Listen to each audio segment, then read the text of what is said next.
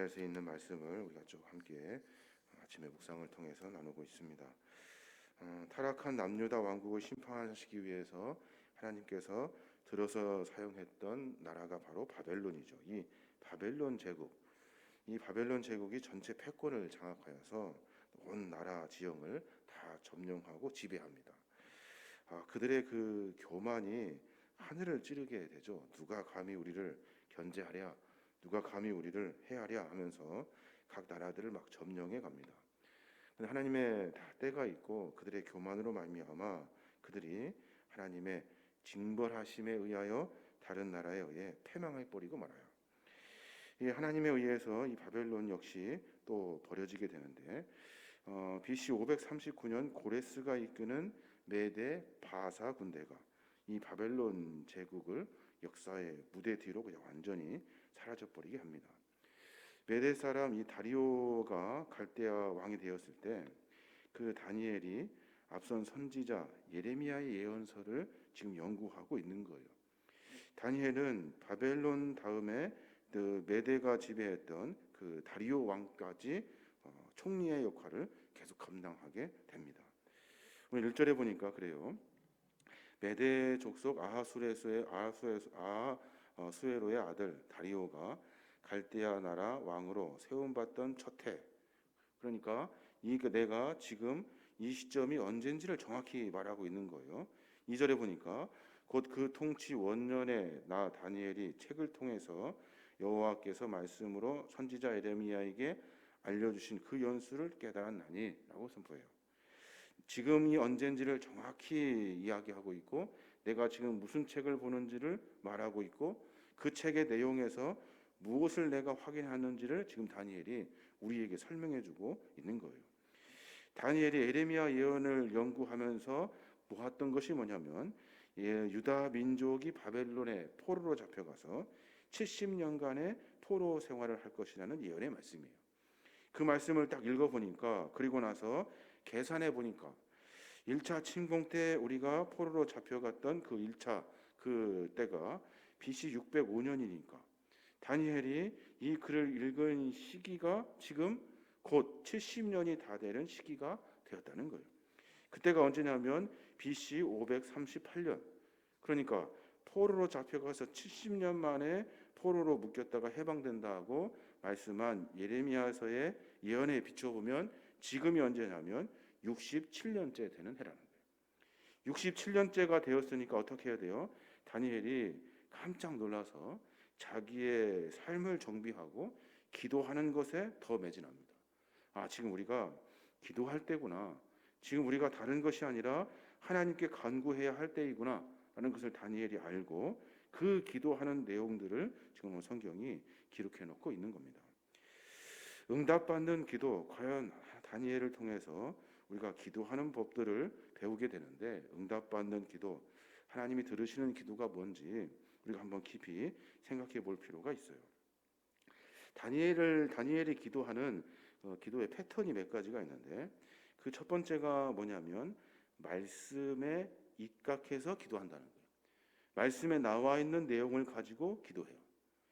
2절에 보니까 말씀드렸죠. 곧 그의 통치 원년에 나 다니엘이 책을 통하여 여호와께서 말씀으로 선지자 예레미야에게 알려주신 그 연수를 깨달았나니 곧 예루살렘의 황폐함이 70년 만에 그치리라 하신 것이라.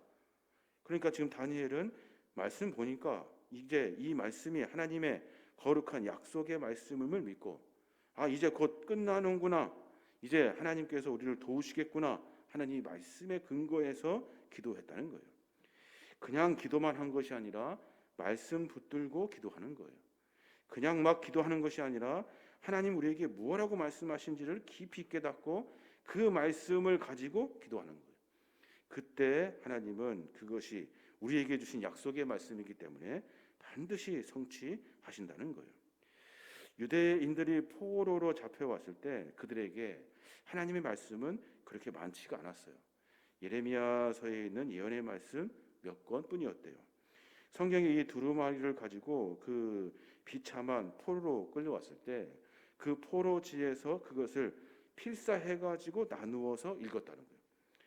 다니엘은 하루에 3번씩 기도하는 것뿐만이 아니라 틈만 나면 성경을 읽으면서 하나님의 말씀을 연구하고 그 말씀의 깊은 뜻을 깨닫고 하나님이 약속하신 것들을 붙들었다는 거예요.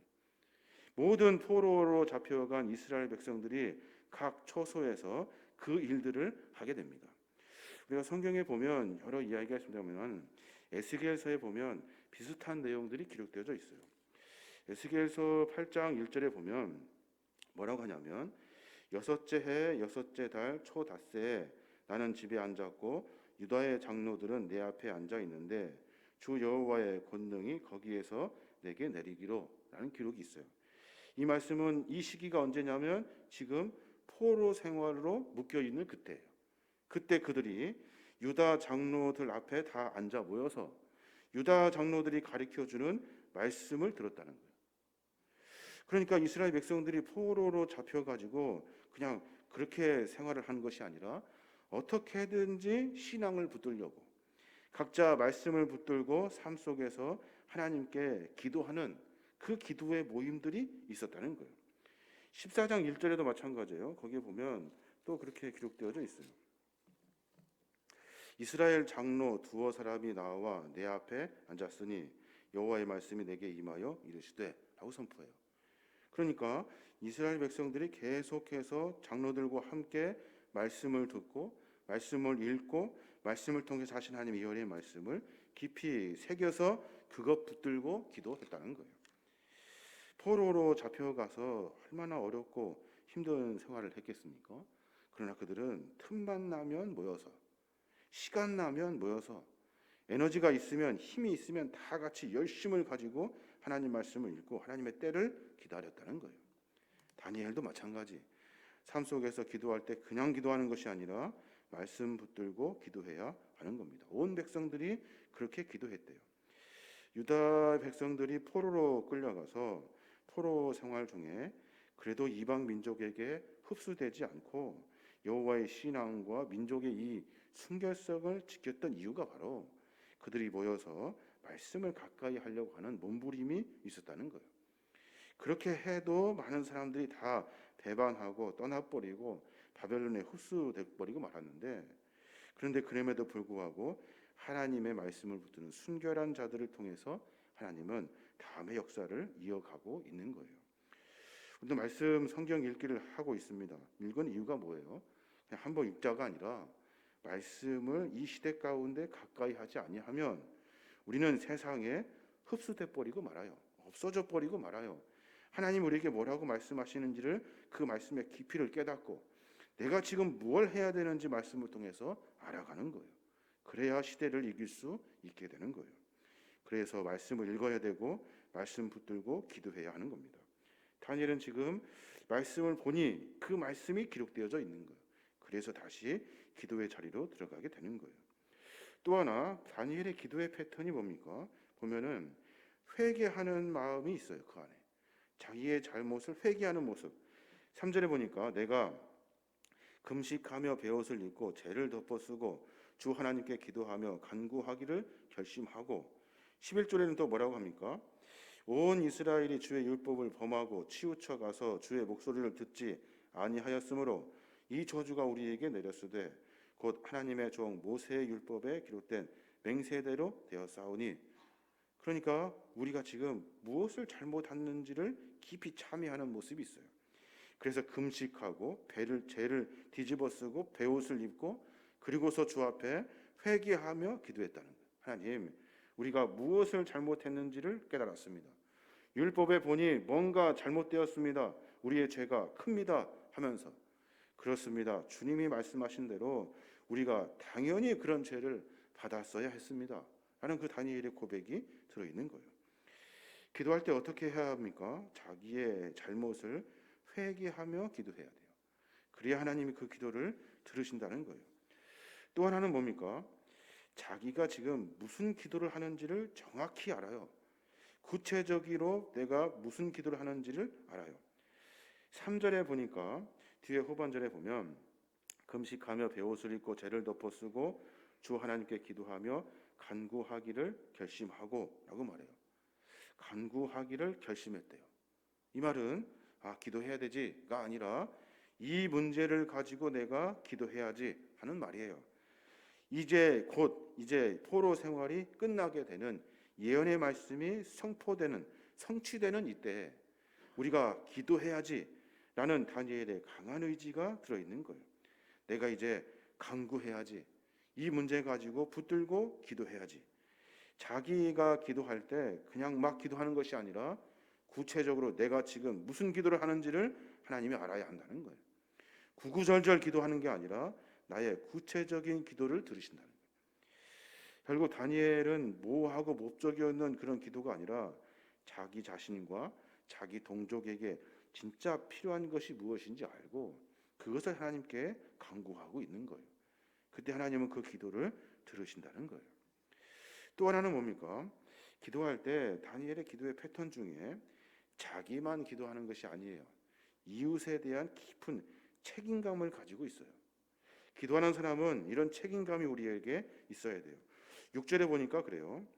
우리가 또 주의 종 선지자들의 이름, 주의 이름으로 주의 왕들과 우리의 고관과 조상들과 온 국민에게 말씀한 것을 듣지 아니하였나이다.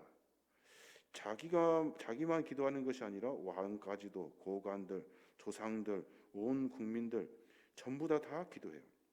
8절에 보면 주여 수치가 우리에게 돌아오고 우리의 왕들과 우리의 고관과 조상들에게 돌아온 것은 우리가 주께 범죄하였음이니라. 그러니까 하나님 다 같이 좀 살려주십시오. 우리 다 살려주세요 라고 말하고 있는 거예요. 16절에도 또 주여 구하옵나니 주는 주의 공의를 따라 주의 분노를 주의 성 예루살렘 주의 거룩한 산에서 떠나게 하옵소서. 이는 우리의 죄와 우리 조상들의 죄악으로 말미암아 예루살렘과 주의 백성이 사면에는 자들에게 수치를 당함이니이다 라고 선포해요. 예루살렘에 사는 사람들 그리고 모든 백성들 모두가 다 하나님 살려주십시오 라고 기도하고 있는 거예요. 기도할 때 내 기도만 하고 끝나고 가는 것이 아니라 이웃에 대한 깊은 책임감을 가져야 돼요. 이웃이 아파할 때 같이 기도해주고 힘들어할 때 또 격려로 기도해주고 하나님께 중보하며 기도하는 삶이 우리의 삶이 되어야 하는 거예요. 또 하나 다니엘의 기도의 패턴을 보면 한 가지 더 발견할 수 있는데 하나님의 긍휼을 의지하며 기도해요. 하나님의 긍휼. 18절에 보면 그래요. 나의 하나님이여 귀를 기울여 들으시며 눈을 떠서 우리의 황폐한 상황과 주의 이름으로 일컫는 성을 보옵소서. 우리가 주 앞에 간구하옵는 것은 우리의 공의를 의지하는 것이 아니요 주의 큰 긍휼을 의지하여 함이니이다 라고 말해요.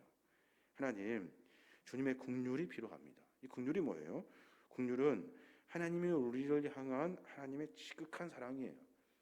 자기가 어떤 일을 당하여도 사랑하기 때문에 아끼기 때문에 내가 무엇든지 다 해줄 수 있는 마음이 긍휼의 마음이에요. 하나님, 주님은 큰 긍휼을 잊지 않습니까? 그 긍휼을 우리에게 보여주십시오. 불쌍히 여겨주십시오. 긍휼히 여겨주십시오 하면서 기도하고 있는 거예요. 그냥 막 자기만 기도하고 일어나서 가는 것이 아니라 하나님이 어떤 분인지를 정확히 안 거예요. 하나님은 긍휼의 하나님 아닙니까? 그러니 좀 구원해 주십시오 라고 말하고 있는 거예요. 또 한 가지 이제 마지막으로 봐야 될 것은 기도할 때 그냥 기도하지 않고 하나님의 영광을 위해서 기도해요. 하나님을 바라보면서 기도한다고요. 17절부터 보면 문장의 여러 이야기들 중에 11절에 보면 그러하온즉 우리 하나님이여 지금 주의 종의 기도와 간구를 들으시고 주를 위하여 주의 얼굴빛을 주의 황폐한 성소에 비추소서라고 말해요. 내가 지금 기도하는 것 하나님이 응답하셔서 일하시는 모든 것은 나를 위해서가 아니라 누구를 위해서냐면 주님을 위해서입니다. 주님의 영광을 위해서입니다. 18절에도 내 하나님이여 귀를 기울여 들으시며 눈을 떠서 우리의 황폐한 상황과 주의 이름으로 일컫는 성을 보옵소서. 주의 이름으로 일컫는, 그러니까 주의 이름을 위하여라는 말이에요. 이 모든 일은 주님을 위해서 하는 일들입니다. 주님의 영광이 드러나는 일들입니다 라고 하면서 기도하고 있다는 거예요. 우리가 여러 시간들을 통해서 함께 기도하고 있습니다. 다니엘의 기도의 모습을 보면 기도를 어떻게 해야 하는지에 대한 방향이 분명해집니다. 다니엘은 하나님의 말씀을 붙들고 그 말씀을 붙들고 기도해요. 말씀에 입각해서, 말씀에 근거해서. 이렇게 따질 수 있어요. 하나님 말씀하시지 않았습니까? 여기에 이렇게 기록되어 있는데 이 하나님의 은혜를 나에게 주십시오. 이 약속 저는 신뢰합니다. 믿습니다. 그런 약속대로 해 주십시오. 또 하나는 내 자신을 회개하면서 그저 그냥 줄줄줄 이야기하고 가는 것이 아니라 내가 어떤 흉악한 놈인지를 주 앞에 토설해야 되는 거예요. 그리고 또 하나는 자기의 필요를 구체적으로 말해야 돼요.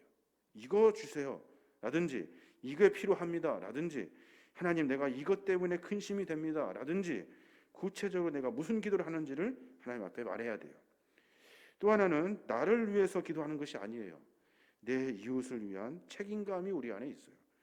내 주변의 교우들 그리고 나라와 민족 그리고 열강을 향해서 그리고 여러 민족들을 위해서 함께 기도할 수 있는 기도의 성숙자들이 되어야 하고 하나님의 긍휼을 의지해야 돼요.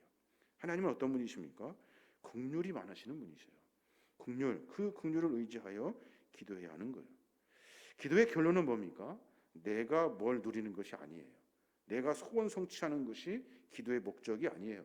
기도의 목적은 하나님의 영광에 있어요. 하나님, 이 일을 통해서 하나님이 영광 받으십시오.